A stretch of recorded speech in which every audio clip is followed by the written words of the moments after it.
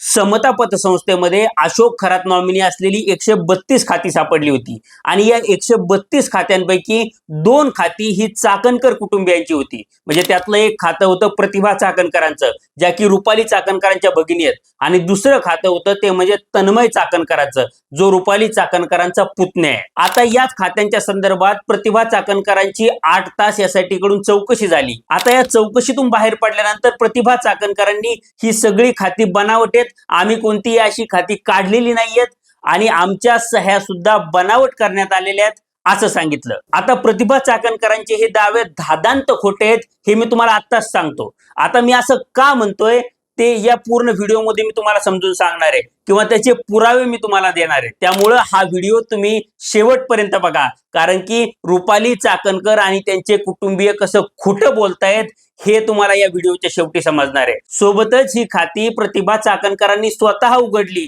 आणि अशोक खरातला वापरायला दिली असं तुम्हाला वाटतं का, हे मला कमेंट बॉक्समध्ये सांगा.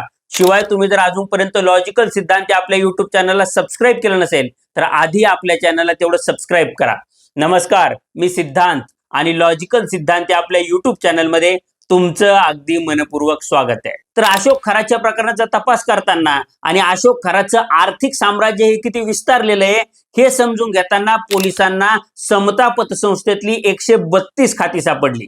आता या 132 खात्यांना अशोक खरात हाच नॉमिनी होता आणि यातली 2 खाती ही चाकणकर कुटुंबियांची म्हणजे प्रतिभा चाकणकर आणि तन्मय चाकणकर यांची होती. आणि प्रतिभा चाकणकर या रुपाली चाकणकरांच्या भगिनी आहेत आणि तन्मय चाकणकर हा रुपाली चाकणकरांचा पुतण्या आहे. आता ही गोष्ट मी तुम्हाला याआधी पण सांगितली होती, पण यामध्ये आणखी एक नवीन घडामोड घडली आणि SITनं रुपाली चाकणकरांच्या भगिनी असलेल्या प्रतिभा चाकणकरांना चौकशीसाठी बोलावलं. त्यांची कसून चौकशी झाली आणि या चौकशीतून बाहेर निघाल्यानंतर ही खाती आपली नाहीच आहेत, ही बनावट खाती आहेत, आम्हाला याबद्दल काही माहितीच नाहीये किंवा विड्रॉलवर किंवा इतर ठिकाणी ज्या सह्या आहेत त्या सुद्धा आमच्या नाहीयेत, या सगळ्या गोष्टी प्रतिभा चाकणकरांनी सांगण्याचा प्रयत्न केला.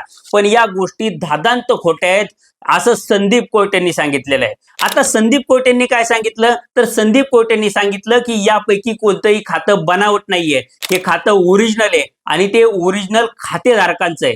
विशेष म्हणजे त्यांनी असं सांगितलं की आम्ही या खात्यांच्या KYC केलेल्या आहेत, या KYC डिजिटली फेच केलेल्या आहेत आणि विशेष म्हणजे या खात्यांच्या आम्ही व्हिडिओ KYC सुद्धा केलेले आहेत. त्यामुळे सगळे निकष आम्ही पाळलेले आहेत असं त्यांचं म्हणणं आहे.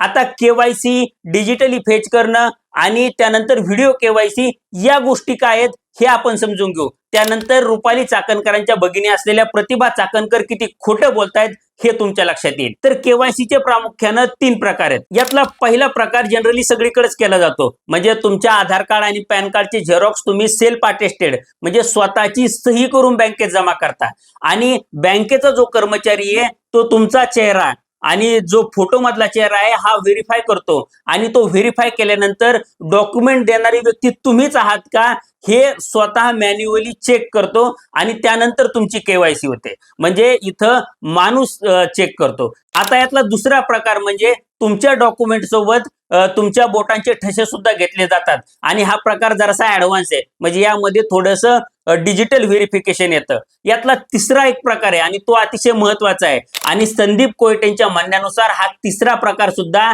त्यांच्याच पतसंस्थेतल्या सगळ्या खात्यांना म्हणजे या 132 खात्यांना सुद्धा लागू झालेला आहे किंवा तशी KYC सुद्धा आम्ही केलेली आहे आणि तो प्रकार म्हणजे व्हिडिओ KYC. आता व्हिडिओ KYC काय असते तर व्हिडिओ KYC म्हणजे बँकेकडून तुम्हाला एक लिंक पाठवली जाते, तुम्ही ती लिंक ओपन केली की तुमचा एक व्हिडिओ कॉल ओपन होतो ज्यामध्ये समोरून बँकेचा एक कर्मचारी असतो. आता यामध्ये व्हिडिओ कॉलवर दिसणारा तुमचा चेहरा हा व्हेरीफाय केला जातो. दुसरी गोष्ट म्हणजे तुम्हाला तुमच्या आधार कार्ड पॅन कार्ड या गोष्टी दाखवायला सांगितल्या जातात आणि यातली तिसरी गोष्ट म्हणजे समोरून जो बँकेचा कर्मचारी असतो तो तुम्हाला काही प्रश्न विचारतो, म्हणजे तुमचं नाव काय आहे, तुमची जन्मतारीख काय किंवा इतर गोष्टी काय आहेत.